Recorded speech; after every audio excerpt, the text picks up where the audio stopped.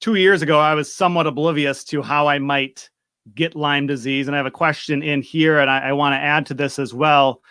Cody asks, can you get Lyme from mice? And as I understand it, and explain to me how I'm wrong, where I'm wrong, if I am, that the ticks get the disease from deer or some other animal, and then they have it, and then they get on a human and give it to us. So how is it transferred, and how do we best then avoid it?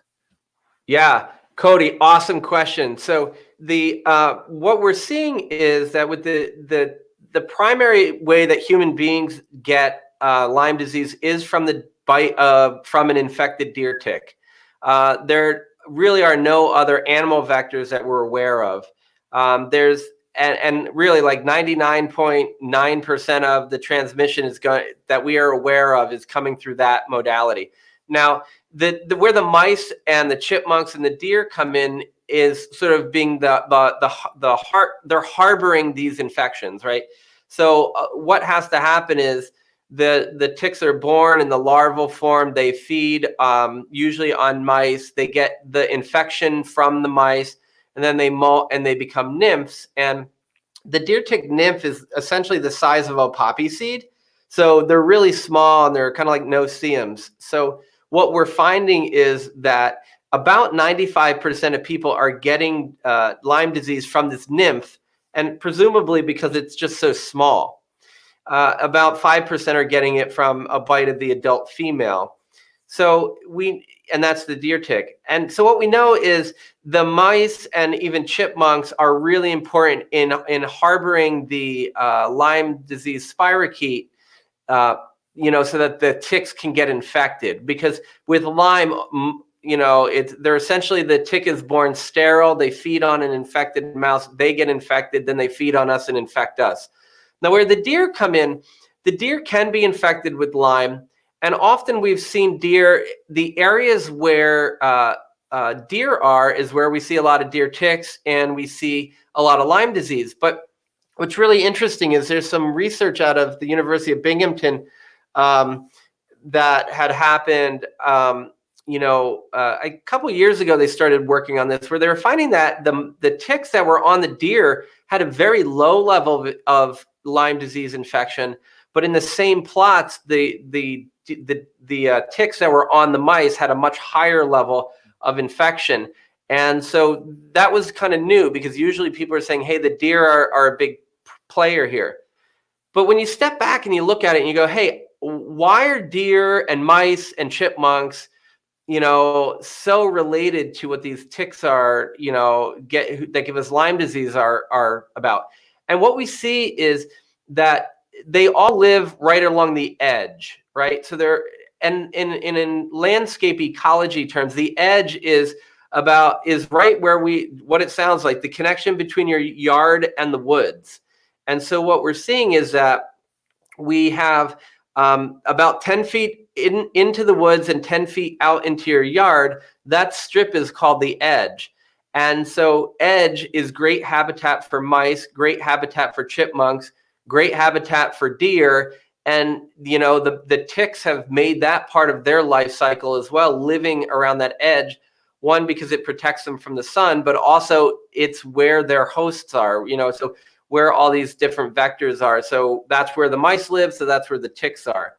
And this is important too for understanding, because now we're getting, I look outside, it's a beautiful day. Finally, we're starting to get into, springtime and closer to summer. This is when the ticks start to come out and we start to have an issue because people are more outside.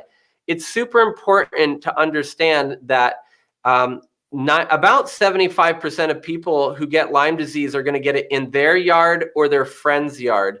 So Lyme is what we consider paradomestic.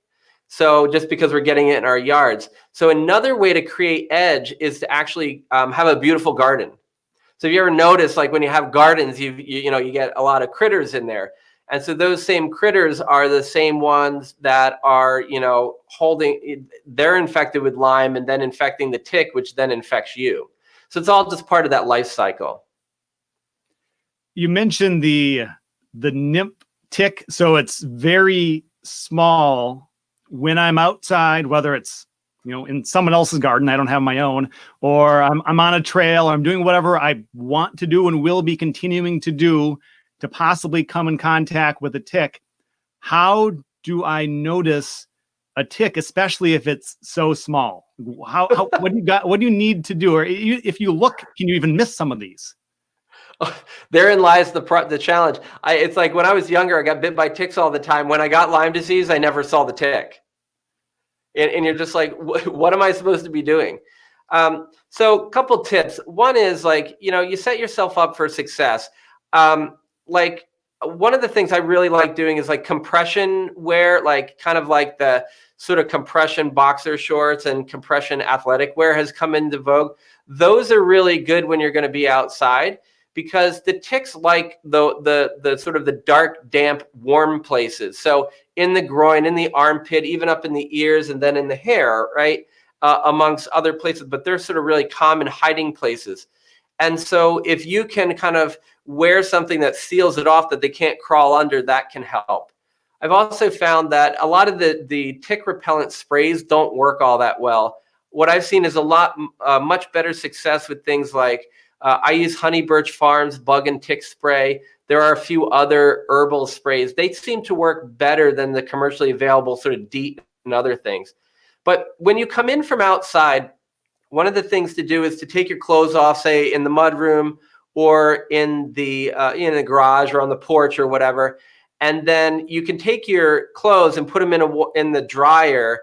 And actually, it's the heat that's going to get the tick. So you can actually, if you have ticks on your clothes, you can dry them before you wash them, and then wash and dry them, and you can kill the tick that way. But also, one of the best things to do is after you've been outside and you put your clothes in sort of isolation, is to go take a shower, and really just kind of before the tick has a chance to bite you and get hooked into you.